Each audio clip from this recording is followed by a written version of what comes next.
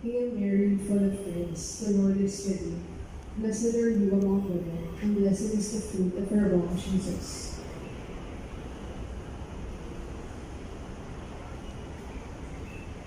Glory be to the Father, and to the Son, and to the Holy Spirit.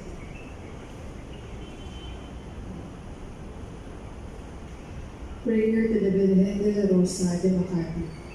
O Immaculate Virgin Mary, the Virgen de la Rosa, mystical rose and flame with the love of God, O beloved disciple, Mother and Queen, Daughter of the Father, Mother of the Incarnate Word, Immaculate Spouse of the Holy Spirit, look upon me with your eyes of compassion, assist me in my journey, and present my prayers to our eyes of God, and lead all souls to heaven, especially those in most need of your mercy.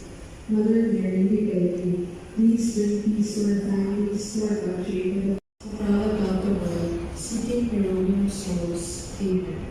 Let us pray a special way for the needs and intentions of our chaplain, Father De Concepcion, and his brother priests, who assist him in his ministry here. Thy will be done on earth as it is in heaven. At the hour of our death. Amen.